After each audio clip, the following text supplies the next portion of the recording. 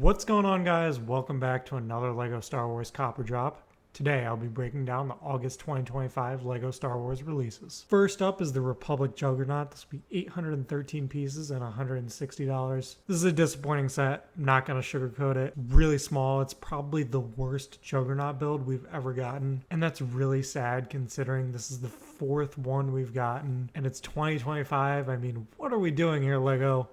Can we get an upgrade on a build? This feels like something that wouldn't have happened a long time ago. We would have gotten some kind of upgrade here. And this is just a downgrade in pretty much every way over previous turbo tanks. The minifigs are interesting in concept, though not very well executed. Ki-Adi-Mundi is very good. But the Galactic Marines could have used some nice upgrades, including molded backpacks and waist capes. That would have been really nice. Commander Bakara is also lacking in those areas. And the battle droids just feel like cheap inclusions. I would have been fine with a trade-off of maybe one or two more Galactic Marines and just get rid of those battle droids. Overall, this set's a drop. I don't care what kind of sale this goes on. It could go on 50, 60, 70% off. They could sell this for $5 and I would not pick it up. I don't want this on my shelf. I don't want this in my collection. I don't want this anywhere near any other sets I have. This set stinks. It's a drop. The UCS ATST is much better than that Juggernaut. It's 1,513 pieces and $200. It is overpriced by probably $30, $40, $50. It's the kind of set I will definitely cop when it's on a 20, 30% Black Friday or May 4th type discount. I do like the build a lot though. It's about what you'd expect from a UCS ATSD, and it's maybe not the most exciting thing ever, but it's something that's worthy to sit on my shelf, unlike the Juggernaut. The minifig it comes with, though, is the ATSD driver, and he really could have used dual mold legs, although it's still a pretty good figure. All around, this is not a bad set. It's a cop. The 327th Star Corps Battle Pack is 258 pieces and a whopping $45. For comparison, the Clone Trooper and Battle Droids Battle Pack that came out a few years ago was only $30, and you can get it on sale regularly for $24. And these are similar piece counts, similar amount of minifigs. Really disappointed with this. I do think the Separatist side of the set is actually cooler than the clones, which I don't think most people would think. Most people love clones. But I actually think the Separatist side of this is really cool. The Dwarf Spider Droid is the best Dwarf Spider Droid we've gotten. I was a little skeptical when the first leaks came out of it, but it looks like a good build. It looks like an upgrade over the previous versions. I wish we just got some kind of Separatist battle pack. I would actually buy this if it were a Separatist battle pack that was $10 or $15 maybe. If they sold these battle packs separately, I think they would actually sell more of them. Instead, they package them together, and I just have no interest in clone troopers that aren't that good. Again, these have the same issues the Galactic Marines have. They don't have commas. There's some minor details missing on these clones. And the new shoulder pauldron piece is very good, but it's not enough to make up for these. I don't want these in my collection. I don't care what kind of discount this set's on. Maybe I'd pick it up just for the Separatist side of things, but I don't want these clones anywhere in my collection. The buildable Wicket is pretty good. It's 1,010 pieces and $130. I think it's a decent build. It should be about the same size as some of the other buildable characters. It's pretty solid. I think it's a cop, although like many other things in this wave, just wait for a discount here if you're going to pick it up. I'm not the biggest fan of buildable characters, but it's pretty solid, and it comes with a Wicket minifig that looks good and up to par with what we've gotten before. V-19 Torrent Starfighter was maybe the set I was most excited for this summer wave. I'm disappointed. It's 567 pieces and $65. Comes with 3 minifigs. The Clone Pilot is a welcome sign. I do appreciate that it has a custom mold, though I think the print job on it is just bad. Obi-Wan Kenobi, though, is probably the best figure of the summer wave.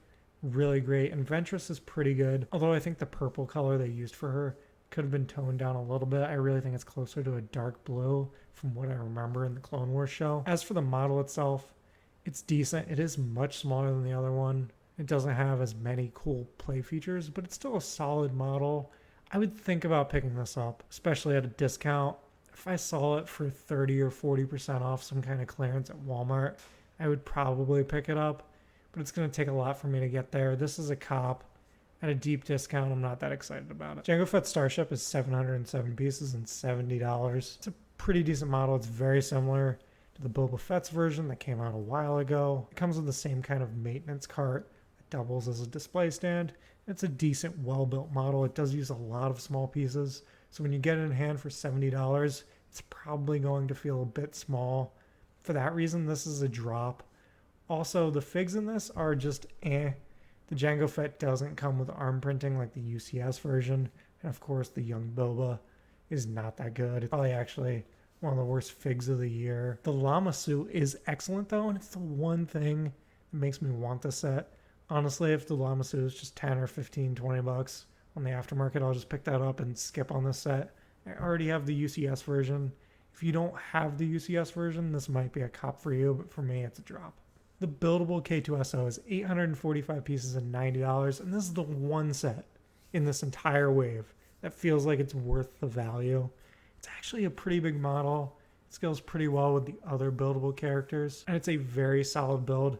Looks just like K2SO, although much has been made about maybe the face didn't look great. I still think it's pretty good. We saw this one much earlier, and so it's not maybe the most exciting set of this wave, but I think it might be the best one. It's kind of incredible compared to what the other sets in this wave have. It also comes with a K2SO minifig, which is very good. The Battle of Felucia Separatist MTT is maybe the most hyped set of this wave. It's 976 pieces and $160. This MTT, much like the Republic Juggernaut, feels like a downgrade over previous versions. It is pretty well built, uses some nice build techniques, and I love the printed piece on the front of the build. This set does have some really nice elements. I just can't get past that it only holds 6 battle droids. And I know you can easily mod it to throw in 8. That's still not enough. I just can't get over it. I can't get over either some maybe the more minor flaws of the figures in this set. It's just an imperfect set, and for $160, that's asking a lot. Even if this set was on some kind of sale, I don't think I'd pick it up. I'd rather just hold out hope for a UCS version or get some big like brick vault type custom set. I just don't see the value here for $160. I'm not that interested in the minifigs. I'm not that interested in the build. It just doesn't really do it for me, and it's a shame because I love the theming here with this MTT and the 327th Battle Pack. It's something they should really do more is combine sets to make them kind of go with each other. We don't get a lot of that anymore. We have sets that are from the same scene or could have some kind of conflict against each other. We really get that here. You get a clone side, you get a droid side, and that's really wonderful. I just wish the execution was better. The Force Burner Snowspeeder is 349 pieces, $55. It's a really unique set. It's from Rebuild the Galaxy, and it's a nice take on what an alternate Snowspeeder would be. I do think it's a pretty cool build, and it uses a nice cockpit piece that could be used for a regular Hoth Snowspeeder. This is maybe the best part of the summer wave for me. It gives me hope that we'll get a really good, up-to-par Snowspeeder that's better than anyone we've ever gotten before. I'd love to see one maybe next year or a year after. Something to go with a Hoth theme type wave. With this set though, it has some cool play features. That's awesome. This set's really unique and interesting. $55 is steep, but if you can find it on some kind of sale, it is a cop. Kind of a bonus here is the advent calendar. It's coming out in September. It's 263 pieces and $45. It looks pretty cool. There's a lot of droids and a lot of different kind of builds here for an advent calendar. It's not that exciting to me. It's just an advent calendar, but I figured I'd throw it in here at the end. Overall, this wave is very disappointing. It's an on paper great kind of wave. If you just looked at the list of the sets and the list of the minifigs we'd got, you'd think this was one of the best waves of all time potentially. Really didn't live up to it. The pricing's awful. The figs are pretty bad and the builds aren't great either. All around, this is a disappointing type wave. Really got me in a bad spot and wanting more from LEGO Star Wars. It makes me feel like they just don't get it. And I'm not sure what they're going to do next.